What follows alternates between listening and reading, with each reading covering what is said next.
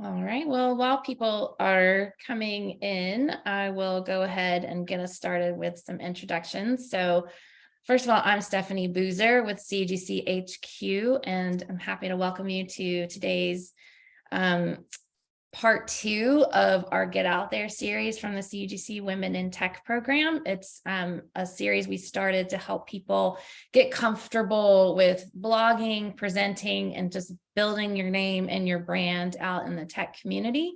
So we're excited to focus today on public speaking, which I know is a little bit nerve-wracking for some people. So I will get us kicked off. Let's see. First of all, I want to thank all of our Women in Tech sponsors. Without their support, we couldn't have our awesome mentorship program. Their support helps us pay for assistance with certifications and all kinds of great content. We can get speakers in, everything from in-person events, if we ever have those again, to trainings and beyond. So definitely want to thank everyone that has sponsored our Women in Tech program. All right, so I'm going to introduce our speakers today. We have 3 really great names out in public speaking. I'm going to say that because I see you guys all over the place.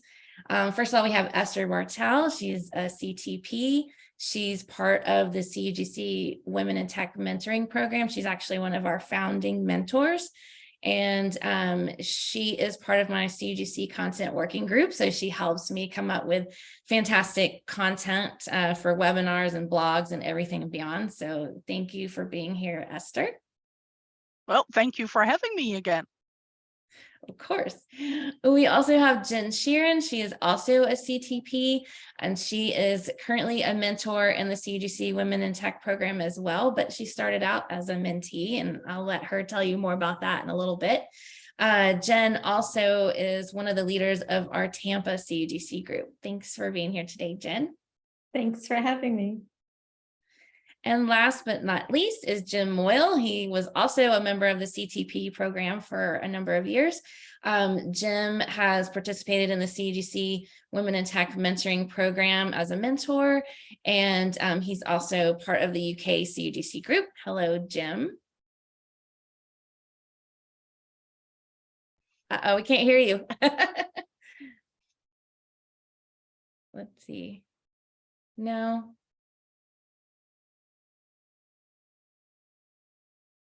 Well, I know he's probably saying he's delighted to be here.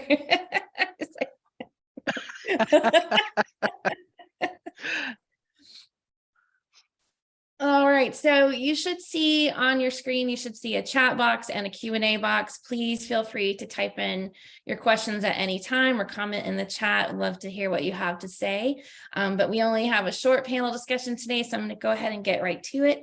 And I'm going to hand things right on over to Esther. Yes, thanks. So a short introduction for those of you who, well, of course, I was already introduced as a CTP, and I think that's for me one of the starts of getting involved in the community, trying to give back to the community and share a lot of knowledge. And for those of you who saw part 1 of this series, you know that blogging isn't my strongest medium to share knowledge. But basically for me, I transitioned to presenting and loving to be on stage and to share knowledge and to get that connection with the audience. So my story basically started with me being very, very nervous on stage. I think even it started with small user groups, doing some presentations on Citrix storefront. That's where I've started actually. And I also transitioned to some community events, and then I made the big jump of being invited to present at Citrix Synergy. So at some point, those nerves definitely were raging and basically controlling the first 10 minutes of every presentation that I was doing. And I was very fortunate when I shared well, not my concerns, but the challenges that I have with presenting with Perrine Crampton, the CTP community manager, that she gave me this awesome tip of checking out if there was any Toastmasters.org local chapters in the Netherlands, because I'm living in the Netherlands. Because they have a lot of regional chapters where you can basically sign up, join the group, and get some great tips and tricks on how to become a public speaker. And even with their first initial focus, becoming better at giving speeches, short speeches. So that also was a great and safe environment for me to basically get more comfortable with, first of all, how my body reacts physically to standing in front of, well, I'm not going to say a crowd, because usually it's smaller groups within Toastmasters. So that's like 10 to 20 people in a room. And the cool part is, if you do your presentation or your speech, which usually takes about 5 to 7 minutes, in front of that group, there's this whole support system that helps you understand how you present and gives you pointers to improve your presentation skills. For instance, there's an arm counter. So that basically starts counting how many arms, so's, buts you use in your speech. And my score went through the roof, to be honest. And as you can hear, I still have these challenges with my arms and my so's. But that might also be because my additional challenge, also as a non-native English, or Jim is on the call, a non-native American speaker.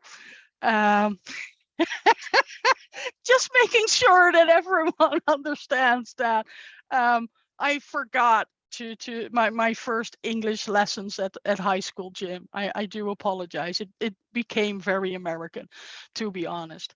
But that also was a challenge for me, to do presentation in English/American.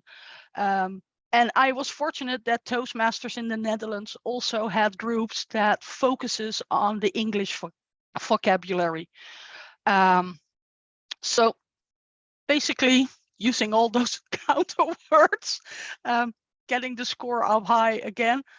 For me, that basically presented like a safe environment. So it's not just someone that counts how many filler words you put in there, but there's also a grammarian that tells you how you're doing on your pronunciations, if that's going okay or not.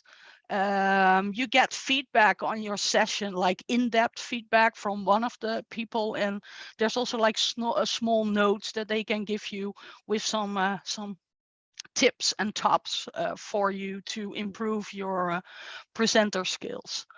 So that's basically me promoting Toastmasters as an awesome environment to start with presenting. And as I mentioned at the beginning, especially that physical reaction, because that for me was what was controlling those first 10 minutes. And with Toastmasters, that's basically your entire speech. Because my body just, my temperature rises, I start to sweat, I start to stutter, I get this knot in my stomach. And doing repeated presentation and speeches at Toastmasters helped me at least accept that that's a physical reaction that happens when I have people in front of me and I'm in the center of attention, so to speak. So I just wanted. Oh yeah, go ahead. I have a quick question for you, Esther. Yeah. Apart from Toastmasters, where would you consider a safe space to speak that maybe people in the audience could take advantage of? That's an awesome question, Jim, because I was slowly trying to let people know that Toastmasters might not be the answer for everyone. But I think especially looking at the Citrix user group community, there are these awesome local Citrix user groups that, well, first of all, they're very happy to get presenters, even first-time presenters. And I know there's this whole support system of the community cheering you on and offering even mentorship on how to present, to help you, to coach you with that first presentation. And I think that's a very important one to mention. Especially if you don't want to have your first experience, for instance, in a huge event like Citrix Synergy used to be. So I think that's a great question, and I hope that this answer helps people understand one of the other benefits of not just getting or gaining knowledge at user groups, but also sharing knowledge through that platform. And of course, there's also a lot of community-driven events out there that you can check out. And I'm pretty sure, Jen, that you can even zoom in on a lot of what is going on at user groups and how that helped you becoming a public speaker. Yes, thank you, Esther. I'll tell you a little bit about my story. So I joined a mentorship program because I wanted to share my skills with the community. And as one of the Tampa CUGC leaders, I was speaking in that small group space and getting acclimated, but I was still needing to figure out where to start with presentations and feared failure, totally feared failure. So I met Jim at one of the Women in IT events, and I was just thrilled when he offered to mentor me and the honor of co-presenting at E2EVC. That is expert to expert virtualization conference. So naturally, imposter syndrome kicked in immediately at the thought of presenting in front of experts, a group of experts. So despite the butterflies, I carried on, and we set the topic as this cool, never been done, never used, new preview technology with an existing product. You would think the technology part was the easiest part of the preparation, but things became difficult when I failed to make the demo usable. And Jim comes in, and I was ready to give up. I was like, this is not working. I'm not going to be able to do it. And he coached me into a different perspective. And we ended up presenting the trials, the failures, the lessons learned, what not to do. And in the end, it was more valuable to share that experience. It was great. Right. And so, Jim, I will let you share some of those tips and tricks that you mentored me on. Sure thing. Yeah, thank you for that. That was really fun presenting with you at E2EVC. And you may pick up one of the tips in the later slides have already happened in this session. So we've got loads more tips than this. We've only got a limited amount of time. Hopefully, if you want to come and find us on Twitter or wherever you want to do so, or maybe we'll have another session and we can go through some more stuff. But there is a lot more to get into than we've got here. If you're in person, it's super different than you're doing here. Now, you've probably got the videos on, but really people are looking at the slides, or maybe they're even looking at a second screen and they're looking at the slides out of the corner of your eye. In person, you want to be what people are looking at. your face, what you're saying is exactly what you want people to be seeing. So it means that you can not spend less effort on the slides, but perhaps the slides are less important than you yourself speaking and having that in-person engagement with the audience, that back and forth that you just don't get in a virtual setting. Yeah, I think that's also related to non-verbal communications, right, Jim? Like getting actual connection and basically like what we describe as feeling the room. Yep.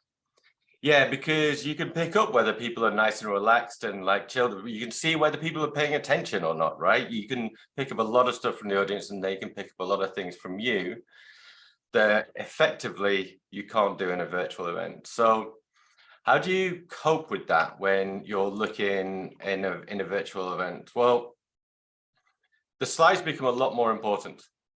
So if you're presenting as we are today virtually, then you want your slides to be more engaging. If I see sort of black writing on a white slide, absolutely not, right? You want to make them visually engaging. You want to make more slides. So in person, perhaps a slide a minute is about right. And I think you can do that when you're doing a virtual environment, a virtual presentation, but think about having more slides as well in terms of making stuff visually interesting.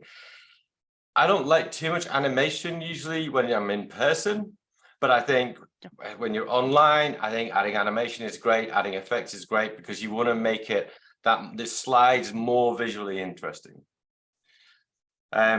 Next one. Let's see if we can make a slide move. Telling stories. Exactly what Jen was saying earlier, because what we went through in terms of that presentation for E2EBC was, let's show a cool new bit of technology working. Now that's great, especially we, it's a technical audience. We want to be able to do that. But what turned out to be much more valuable was telling the story of where we started and how we ended up where we were, standing in front of those people, and the trials and tribulations and the ups and downs that we had trying to get the demo working, trying to get the tech working, what we tried, what failed, what didn't work. And that story ended up being a lot more interesting to people than perhaps just a straight demo or something very dry, like this bit connects to that bit and that connects to that bit, right? You should be telling stories. Now, it doesn't have to be, a traditional start, middle, and end. You can tell a story of a piece of technology, how you came to discover it, what your experiences with the customers have been with that piece of technology, or what, if it's brand new, what you expect it to be. What are the customer demands that have led to that piece of technology being having arrived on your desk? And then, you can maybe show a demo and hopefully get people passionate and interested in what you're telling them. Yeah, and I think it's very, sorry. Go on, Esther. I was going to say, I think it's very interesting from an audience perspective to hear those personal experiences with technology or with a job or with an interesting maybe even event that happened, because that is what also makes that extra connection with your audience, to share something personal within that story. And that doesn't have to be like a whole coaching or a psychologist session, to be honest. It's just like a small conversation that you would normally have at the bar, for instance, or over drinks or over dinner with friends. It just, that little personal touch gets you even more connected with your audience. Yeah, I totally agree with that. And yeah, so think about telling stories and making it interesting. You may have noticed that we haven't been presenting slides with a lot of words on it. Make sure that effectively, the way you don't have to do it this way, but it's an easy rule of thumb, right? Have a picture that illustrates your point and either a single number like 24% of people do this, and just put 24%, don't put the sentence out. Have a phrase, make it succinct, make it to your point, and then you talk around that. You don't want to be reading off the slide. You don't want to have 100 bullet points. You don't want to be over sort of like texting your slides. If somebody gives you a slide and there's like 8 bullet points, you can probably turn that into 8 slides. Instead of having one slide that everybody's sitting in front of for 10 minutes, you know what I said about making things visually interesting? You want to be changing the image. You want to be pulling those bullet points out, and you want to be making them individual slides so that the people who are listening to you are concentrating on that single point you're making, rather than either reading ahead and then getting bored because they've already read your 9 points. So the next 9 minutes is not interesting to them. So fewer words on slides, more pictures, more slides. Try not to do bullet points if you can possibly help it. This is one that's really interesting. Copyright. Now, all of the slides that we've shown you are properly copyrighted. So I've either purchased them or they're from proper copyright-free sites where the licensing for these pictures is absolutely well known, and we are in a legal good place. If you're in a habit of going onto a search engine and images and then searching, and then you're just grabbing images from, you know, magpieing them from everybody else's sites, and then this gets recorded and stuck up on YouTube, you're going to get a copyright strike. Or rather, the people who own the channel, who may be your employers, maybe your partners, maybe your friends, are going to get copyright strikes against them. This is not a nice thing to do to any of those people that you're in those relationships with. So make sure that even if it's internal, you've got to, you know, somebody's going to take those slides, somebody's going to like put them into an external presentation. Make sure that you are copyright safe with all of your content, be it videos, be it images. And there's a few ones. It's really easy to search for copyright-free images on, and you'll find the sites that will allow you to do this. Esther, I know you fell foul of this once, didn't you?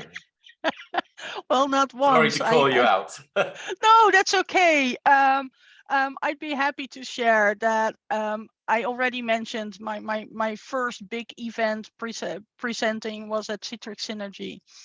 And I have this habit of associating myself with the minions, which of course is copyrighted material. So I had all these, I thought that would be fun and interesting and keep the audience engaged. So I had all these little minions stuck in some of the slides.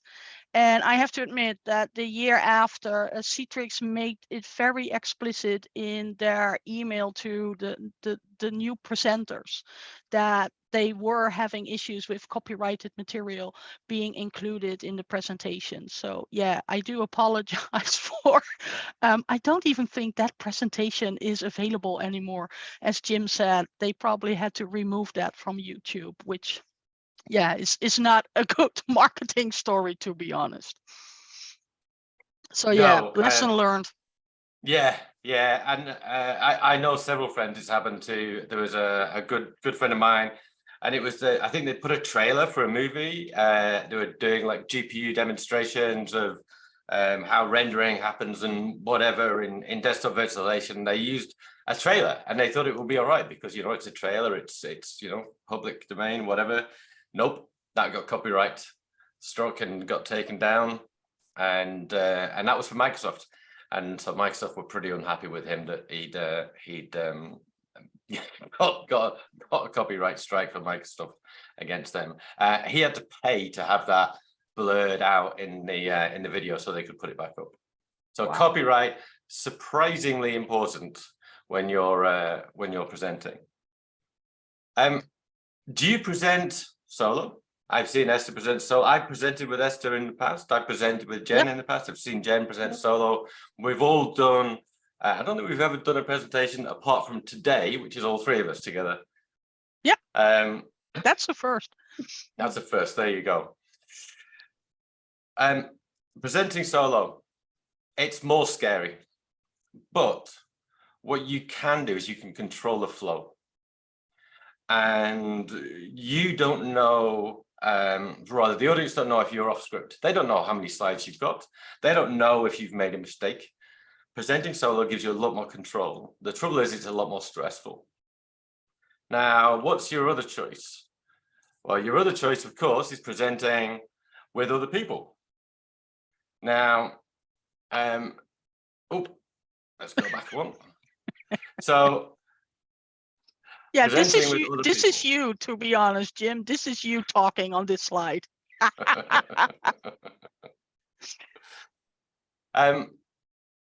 So we can take stress away from other people, especially if we're either not experienced. Pick somebody who's experienced. Say, can I present with you? The likelihood is that they're going to say yes. If you're experienced, then grab somebody who needs some help and then present with them. It takes a lot of the stress out of it, but you need to practice a lot more because you are no longer solely in control of the flow. You need to make sure who's on what slide, who's on another slide. Now, my lovely demonstration here is being cut off by the bottom of Zoom because I can't see the very bottom of this slide. But that's okay. Oh, I can still see it. So hopefully it will be visible in the recording. All right. Yeah, because I think this is one of the lessons that Jim and I learned the hard way, because we figured, both being experienced presenters, that it would be a breeze to team up. And I have to admit that during the presentation, I kind of gave Jim a bit of a hard time by chickening out on some of the slides and content presentation. So basically what happened is this awkward moment during the presentation itself, where Jim would kindly ask me if that was the slide that I was supposed to present on.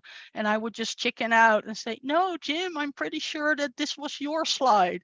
And he's a great sport about that. And he's very capable of basically doing the impromptu actions and improvise at the spot. So he never gave me a hard time during that presentation on picking up on my slack.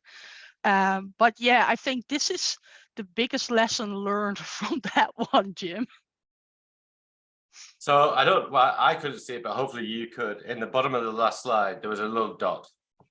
And I always, when I'm speaking with somebody, I'll always put a tiny colored dot in the corner, because sometimes you don't see the speaker notes, depending, maybe the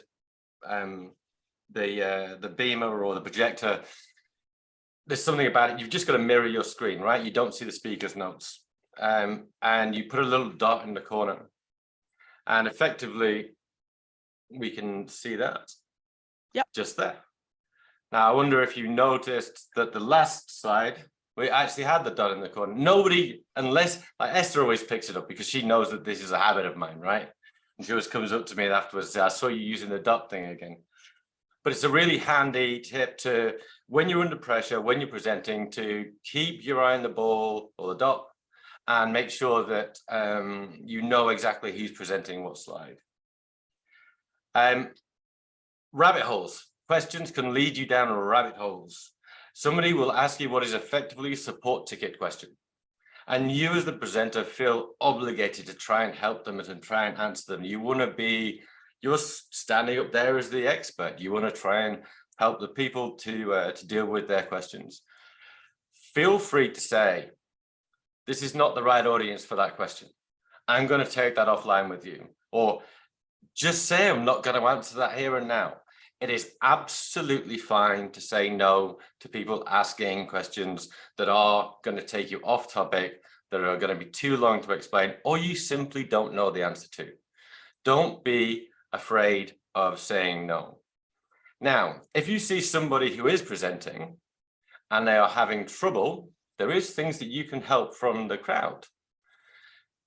If you see somebody who has forgotten what their next point is, or has been taken off track by some weird question, you can ask somebody, hey, weren't you meant to be talking about the CUGC user groups at this point? And the presenter can say, yes, that is exactly what I was meant to be doing. And if you want to help a presenter, there are questions, and if you give them something that they can say yes to, no to, that gets them back on track, where the answer to the question is in the question you're asking, then you can be really helpful from the crowd. And Esther's seen me do this a few times with different presenters and stuff, haven't you? Yeah, that was amazing, because at first I wasn't aware of what you were doing. I just thought, oh, there's Jim again, and he's having these awesome questions. And where does he get those questions from? Because, like you said, they're very clear, closed questions, and you always get this exciting response, like you're the best guy in the class taking notes and really getting the story, what they're trying to get across. And when you explain to me that you keep track of the presenter, and if they're and see if you see signs of them getting nervous or getting lost in their own story, that you take the extra effort to basically put them at ease again, or to get them back into that flow by just asking that closed question, and maybe even suggesting the answer already in that question.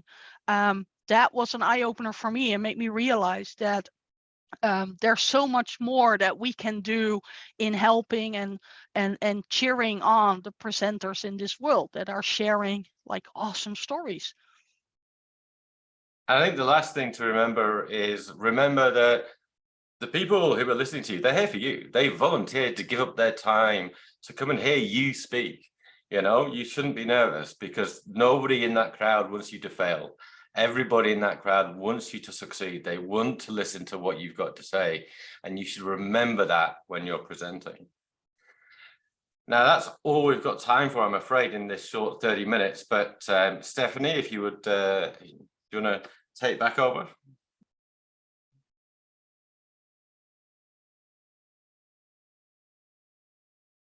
Okay, sorry. I think because you had control of the slide, my mouse kept jumping when I was trying to move it. Fun with Zoom. Thank you all so much. I really appreciate it. That was a lot of great advice, and I actually learned some things because, you know, I do a lot of these webinars and I trip over my own words quite a bit. So it's useful information. Thanks. For me. You saw me struggling a couple of times. I appreciate that. Struggle all the time. The struggle is real. Yes. Thank you so much. I appreciate you all being here. I'm throwing in the chat for you right now a link to the CUGC Women in Tech program if you want to get more information about it. If you want to find out how you can be involved, or maybe you know someone who might be interested in being a mentor or a mentee, we'd love to have you. So definitely check that out. A recording of this presentation is going to go out to you tomorrow. You'll get a link to it. So be on the lookout for that. And I'm going to let you all have your day back. Thank you, Jen. Thank you, Esther. Thank you, Jim. Really, really appreciate you being here today. Thanks everyone for joining. Thank you. And have a great day. All right, bye. Actually, let me figure out how to turn it off. There we go. All right, now bye.